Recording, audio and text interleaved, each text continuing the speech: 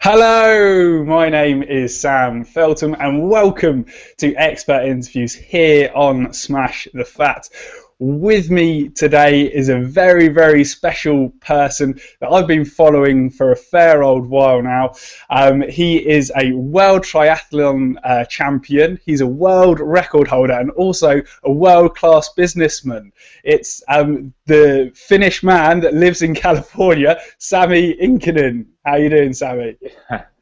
Well, hi, Sam. Thanks very much for having me here. That introduction sets the bar very high for the quality of our conversations, so we'll see if we can live up See to if we can live up to the expectations. Yeah. Because, yeah, it's incredible kind of what you've achieved in your life. It's very, very inspirational. And just kind of like those three things there is just a small part of kind of what you've done. And what we are going to be talking about today is the most recent expedition that you went on with your wife, rowing all the way from San Francisco to Honolulu, which is 2,700 miles, I think, about that. And you did that purely on a low-carb, high-fat diet of real foods, which is absolutely phenomenal. So we're going to get into that in a little while, but before that, I want to find out, how did you go from being a young Finnish lad on a farm to technology entrepreneur in California and being a triathlon world champion and all this? How did that happen? Well, I guess everything's relative, especially when it comes to success. You just have to set the bar for yourself and try your best. But I guess Finland was an amazing country to grow up and amazing education, but it was a little too cold, so I was looking for a place where the average temperature in January is less than or warmer than 10 plus degrees in Celsius, and California seemed like a nice place. Sure. In all honesty, that was part of the reason. But I always had this dream when I was growing up to go to Silicon Valley and start a tech company there. A lot of Finnish kids who are 6, 7 years old, they dream at becoming professional hockey players, and every hockey player's dream is to play in the NHL in North America. And I felt, as an entrepreneurially minded person, that Silicon Valley is kind of the NHL of tech entrepreneurs. So I always had that dream. And then I just worked very hard and got a little bit lucky and was able to come to US and start a company here, and that was kind of my dream. And then everything else is, in terms of sports and everything else, is kind of like a dear hobby. But as you mentioned, I've done reasonably well in the triathlon world. Yeah, reasonably well. Being world champion in your age group is not a bad feat at all. And kind of, how did that come about as well? Because I think it was kind of in Finland you do military service, don't you? So is that where kind of your passion for health and fitness came, or has it always been there? Yeah, well, I grew up on a farm, so I guess I learned the value of hard work very early. And even at the age of 6 or 7, which sounds crazy now, but I used to cross-country ski to school. Awesome. And, leaving early in the morning when it was dark and, skiing through the forest. Obviously, in the wintertime, there's, contrary to what people might think, there's no snow in Finland during the summertime. But anyway, so I even cross-country skied to school, and I grew up on a farm, so kind of the outdoorsy, active life was always part of my life.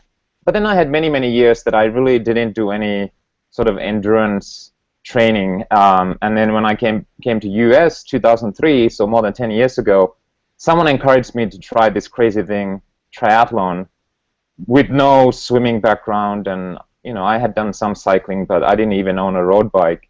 So it kind of came out of nowhere in 2004. And like many other people who try triathlon, they kind of go crazy about it and got very excited about the sport, and that's kind of how it started. It's about 10 years ago. Excellent. And as we mentioned before, you kind of flourished in that world to become world champion of your age group, and kind of you had a bit, although you had athletic glory, it was kind of somewhat mortgaged a little bit with kind of what happened with your health. So kind of, let's go into that. Yeah, well, I thought I'm one of the healthiest people in the world, because I thought I was always exercising more and eating less, and certainly eating less fat and less cholesterol. And I thought, I'm following the perfect advice to be a healthy man, an athletic person. So exercise more and eat less, and particularly less fat. And that's kind of what I followed for 20 years.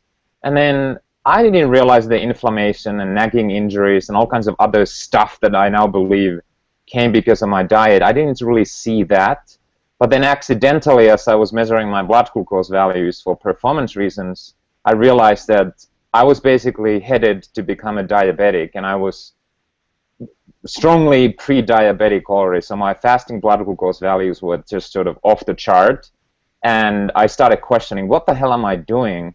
Because you always say, exercise more, eat less, and you'll stay healthy. You don't gain fat, and you'll keep your blood glucose in control. And that's exactly what I was doing, but yet I was becoming sick. So that was kind of a wake-up moment for me, not just for personally, but then also to realize that I think there's something else to becoming sick these days than just being lazy and watching TV and eating too much. Maybe there's some sort of exposure problem, and that kind of started my interest in trying to help others as well. Absolutely. And then kind of part of your expose on healthy eating, you, as I said at the beginning, with your wife, you rode from San Francisco across the Pacific Ocean, which must have been just incredible, all the way to Honolulu, which is over 2,500 miles, on a low-carb, high-fat diet of real foods. So firstly, what on earth were you thinking about coming up with this idea? Well, I guess some of us Finnish people are a little crazy, and we do all kinds of things like throwing cell phones and playing soccer in swamps and air guitar competitions and, rowing as well. But a big part of the expedition of rowing from California to Hawaii, which, by the way, the shortest distance is about 2,400 miles, but we ended up rowing 2,750, completely unsupported. Not by choice, but it was kind of the weather that made us row more. But really the thesis, besides being a little crazy with my wife, was to raise awareness around the dangers of sugar, and then also what you can accomplish with a completely whole food, high-fat diet. So the idea was that if we can perform about the same as running 2 marathons a day in terms of the amount of work that we're doing for 45 days non-stop with a high-fat diet, anyone should be able to get through their average life and be healthy. So that was kind of what we wanted to accomplish, to show people that you don't need the gels and sports drinks and high-carb foods to perform and live healthy. And sort of that's what we set to do, and we can talk about what happened. Yeah, I think you can. So yeah, you completed it in 45 days. Was it that you completed it? And yeah, rowing a marathon a day, that's absolutely insane. And what was that experience like? Did you guys take it in turns to row, or were you both rowing at the same time? And what was the weather like? Yeah, so actually it was about the same as running 2 marathons a day. So I burned a good 7,000. Yeah, no, not that it makes a difference. Running 1 or 2 marathons a day, it's enough. So I burned about 7,000 calories a day exercising. And the amount of work, or in terms of hours, was up to 18 hours a day each. So one of us was rowing at any given moment. So if you do the math, we rowed about 12 hours double shift, so at the same time each day, and then 6 hours solo, while the other person was resting 6 hours. So each of us rowed about 18 hours a day, sometimes a little less, depending on the weather and how we were feeling. But that was the idea, that the boat's moving 24/7. Weather-wise, we thought this would be, well, certainly June, July is the only time to leave California, weather and wind-wise. But the first 2 weeks were just absolutely crazy. I have to confess, I was scared to death, especially during the first 5 days. And there were moments when we locked ourselves into the cabin and just sort of hoped for the best and threw out the para anchor and just wanted to kind of wait for the waves and wind to calm down. It was rather scary during the first 2 weeks. I'm not surprised. Was there any point that you capsized or anything? Well, fortunately, we did not capsize, although the boat was built in a way that had it capsized, it would have self-right itself. But we didn't have a full capsize situation. We had a couple of very, very close situations, But we tried to make sure not to go over, because there's the risk of man overboard situation, or losing gear, or just hitting yourself into the boat. So we always tried to head perpendicular to the waves, whether it was tailwind or headwind. But we had a couple of very, very close situations.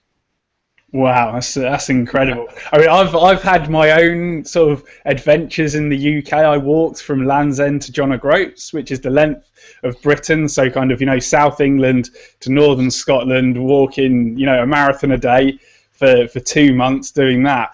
But that's kind of walking in the wilderness of Britain. You're never too far from a town, but like then transferring that onto water is just a whole nother level of crazy, Sami.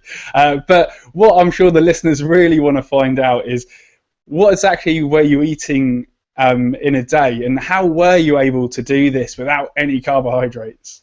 Yeah, so at a high level, the idea was that we would have only real whole foods and very high fat, moderate protein, and then low to very low carbohydrates. And those of the listeners who are very kind of quantitatively inclined, I ate less than 10% carbohydrates, around 9% of calories, and then about 15% protein calories, and then that leaves about 75% of all the calories was fat. And then in terms of the food, types of food that I was eating, so a lot of nuts, macadamia nuts, almonds. I had a fair amount of freeze-dried beef. That was about 70% fat in calories, 30% protein. Salmon and tuna. Ton of olive oil, so I kind of poured olive oil on everything I was eating. And then also dehydrated vegetables. Not mass quantities, but a fair amount of that as well. And then 100% dark chocolate, that was one of my favorites. And then ton of coconut butter, some cacao nibs. So very kind of real whole foods, but obviously we were somewhat limited with given the weather, and we obviously didn't have a fridge, so everything had to be something that has a decent shelf life in the Pacific Ocean conditions. But that was kind of the diet, and personally I kind of saw two high-level benefits. One was there was no crash. I felt like we as in my wife and I, bonk-proof, that we could just keep going for 18 hours, eat 2 or 3 times a day. So, exercise 6 hours non-stop between meals. And then the other thing was just the recovery and inflammation, both in terms of how I was feeling and then also the blood tests afterwards. I felt that we were just able to recover amazingly. And literally we exercised, up to 18 hours a day, 45 days non-stop. And it's not that the intensity was crazy high, but like I said, 7,000 calories a day of work. So that's about the same as a 70-kilo person running 2 marathons, or 75-kilo person running 2 marathons a day. Yeah, it's pretty hardcore, Sami, I have to say. Very, very impressive. And this seems to be a real trend that's kind of going on in the endurance world, and particularly kind of the ultra endurance world, is to make this movement from kind of the past 30 years of carb loading and pasta parties and things like this, to possibly more along the lines of macadamia parties and things like that, so with that in mind, our very good friend Donnell O'Neill has amazingly put together Serial Killers 2, Run on Fat, and you're part of that film with your wife doing the fat chance row. So can you tell us a little bit about Serial Killers 2? What's it going to be about, and what's the overall message there? Yeah, so Donald asked me that if I and we would like to lend our story and journey to the benefit of the movie, and I said, well, I don't really like talking about my personal life and all the crazy stuff that I do, and it's not that I want my face to be everywhere or anywhere, but I've become so passionate about sort of spreading the message around healthy eating, because I was getting sick myself following basically wrong advice, that I said, well, if I can help you in any way to get the message out there, I'm happy to do that. And the Serial Killers 2 specifically is more around sort of endurance sports performance rather than what's the healthy eating for an average person. Serial Killers 1 was more around sort of generic health. So the focus of the second movie is really to describe how the eating is changing in the ultra endurance world and what are the results that some of the people are seeing and why people are eating differently. I'm not going to go into details, and people can watch the movie and figure out what's in there. But that's basically the idea, that the second movie is about sports performance and how the conventional wisdom is changing, at least among some of the athletes. It is rather incredible, and they're currently just got a couple of weeks left of their Kickstarter campaign. People, if they want to help fund the rest of the movie, you can fund from £1. If you go to smashthefat.com/CK2 to the number, then that'll take you through to the Kickstarter campaign, and you can fund all through there. Now, somebody else that stars in Serial Killers 2 is Dr. Steven Finney, who is an incredible researcher that's been doing this work since the 80s, and the majority of his groundbreaking research has been kind of falling on deaf ears for the past 30, 40 years. So why do you think it has taken this long to start going, I don't think we've got this right? Well, first of all, I have to say Dr. Steven Finney is an amazing scientist. And when we were preparing for our role, I knew that, you know, the diet that we are following is healthy and it has served us very well. But I was a little concerned about being in the middle of the ocean for 2 months. And you can stop at the gas station to sort of, you know, stock up your supplies. So, oh, I need more salt, or I need more this. So I actually reached out to Dr. Finney to have him advise on our expedition diet, just so that we could be sure that we are sort of fully prepared and everything that's in the boat is sufficient to not only perform, but they stay healthy. As I said, you can't really stop in the middle of the Pacific and, you know, call the 8 station crew and ask them to throw in a few carbs or magnesium or something. Yeah, there's no 7-Eleven on the Pacific Ocean. Exactly. So I got to know Dr. Finney quite well in part of the preparation for the rowing journey. And I can only guess what are the reasons that the research that he has done and some other scientists hasn't really seen the light or hasn't been picked up by the broader community. But I think there's some of the same reasons that led us or the generic population to follow the kinds of diet, the high carbohydrate diet as we all followed, are behind why the sports and endurance sports community didn't pick up the earlier science, what I consider the true science. So there's a money, company interests, there's a lot of other things that I think were the forces that were pulling us, what I consider, at least partially, to the wrong direction. But things are changing now, and it will be interesting to see what's the impact of this Serial Killers 2 movie.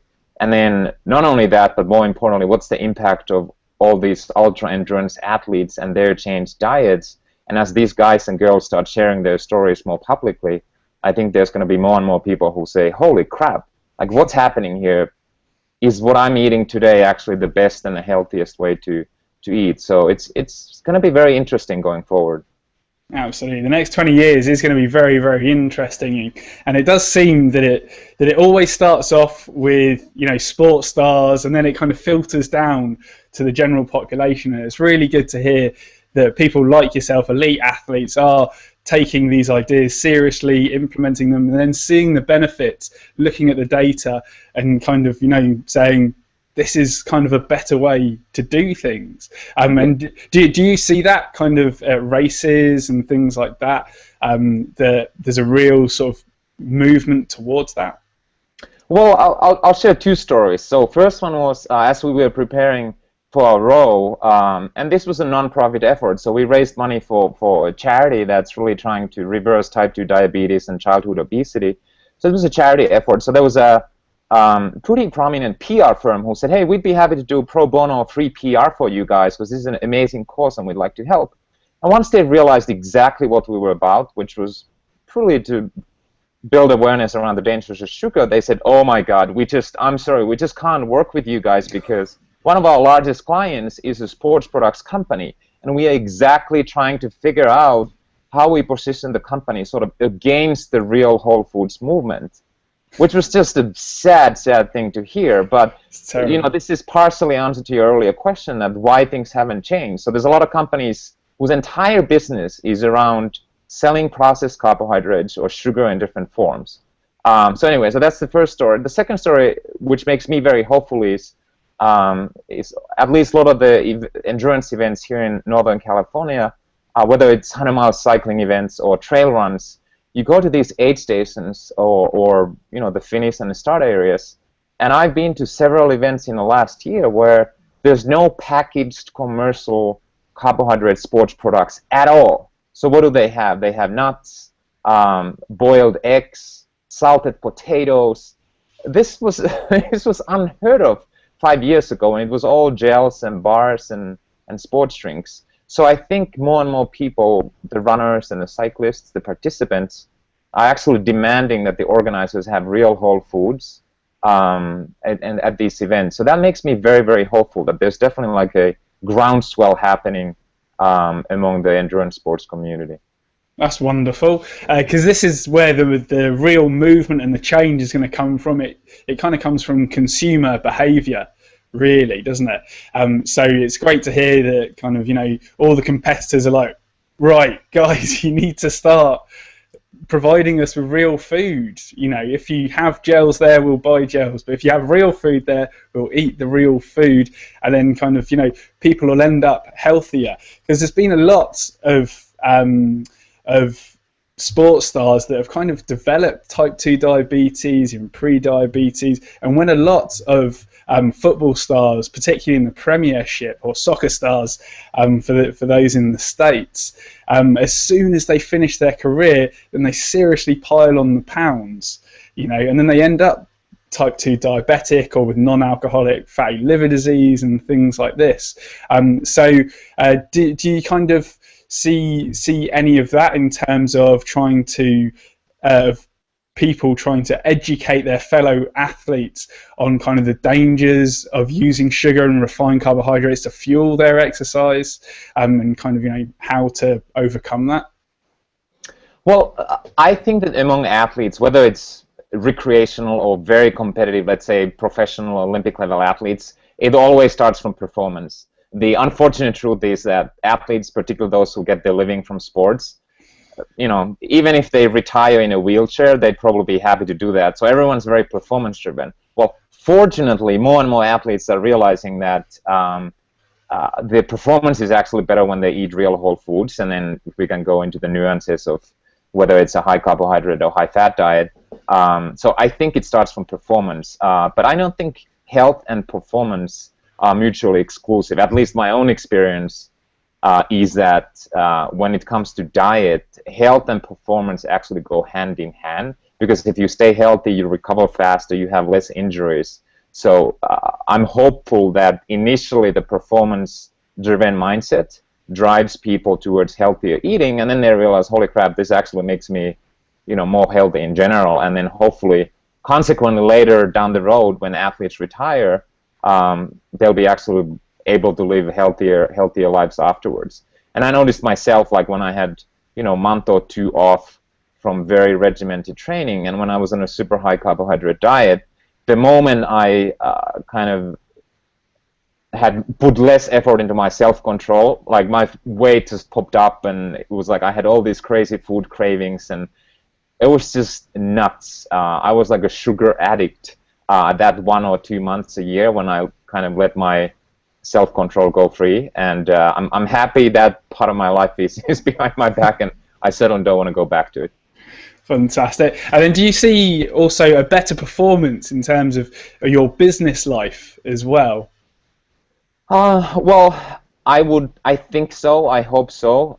It's more difficult when you're a knowledge worker. You work with your brain. It's more difficult to measure. It's easier to measure distance and seconds and minutes, and you can objectively say what's your performance. But just simply from sort of having steady energy throughout the day, no inflammation, no sore throat, no sick days, no kind of crashes in the afternoon. That kind of stuff is very, very easy to see. But then how much better does my brain perform? I'd like to think that it's better. I can be more creative, but that's more subjective, so I can't really make any strong statements around that.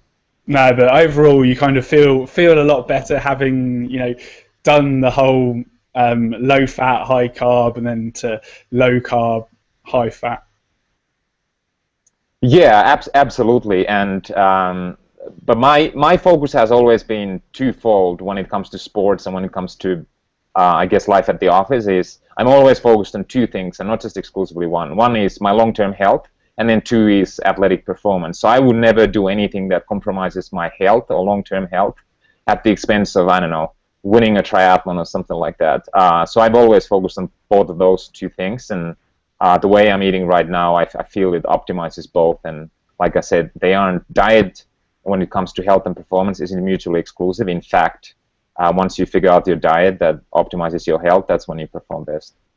Fantastic. And are there any other kind of wise words that you'd like to give to our listeners in terms of, you know, having a low carb, high fat diet of real foods for endurance? Yeah, well, I guess the one thing I just like to highlight, people are always like, Sami, so what do you actually eat? Like, what is it that you eat? Like, what's your breakfast, what's your lunch? And you know, I'm always happy to share, but people think it's like super complicated. And I say it's, if your diet is messed up and you're unsure what you're eating, like, it's like a one-sentence thing. Just buy real whole foods, cook at home, and don't fear fat. Like, that's the simple. If you do that, it's kind of 80-20. It takes care of 80% of your problems. Then, yeah, after that, you can start thinking about if there's some things you want to throw out, and maybe less vegetable oils, and maybe you shouldn't even have grains. But that's kind of rounding error. The kind of the simple statement that I always share is just buy real whole foods, cook at home, and you're probably on the right track. And then once you get there, let's start talking about kind of the nuances of things. Definitely, and you talk about all those nuances on your blog, which is a geek's paradise almost, which is samiinkinen.com, and people can definitely check that out. It's absolutely fantastic. And then also people can follow you on Twitter at Sami Inkinen as well. And then finally, I just highly recommend everybody going to check out all of the things that you've got on the Fat Chance Row website, fatchancerow.org. Some fantastic resources on there, as well as your rather hilarious blogs. And I was very thankful that you guys didn't get a divorce in the end. I was laughing every time. The divorce meter, wasn't it? Yeah, we had this divorce meter with my wife. We're very pragmatic individuals, and we thought, well, if we'll ever get divorced, it's going to happen on this 2-month unsupported rowing expedition. And we thought, let's have a scale from 1 to 10. 10 meaning we're divorced, and 1 meaning we're divorced, and then 10 meaning the marriage is at the highest performance ever. And then so we every day wrote down what's the number. And the good news is divorce meter was practically non-existent, so we're still married. So happy to report that I still have my ring, and everything went really well. It's all good in the hood. Fantastic. And there's only one more thing to do, Sami, and that's to hear us smash it out to the camera on 3. So when I count up to 3, I want you to shout out, smash it out to the camera. Okay. So 1, 2, 3. Smash it out! That's awesome, Sami. Much appreciated, mate. Everybody go check out samiinkinen.com, fatchancerow.org, and of course, if you want to help fund the next Serial Killers movie, go to smashthefat.com/C the letter, K the letter, and 2 the number, and that'll take you through to the Kickstarter campaign there. Thanks again, Sami. Very much appreciated. And if you're ever in London, I'd love to take you out for a steak. All right, awesome. Thank you. Thanks. Take care, Sami. Thanks.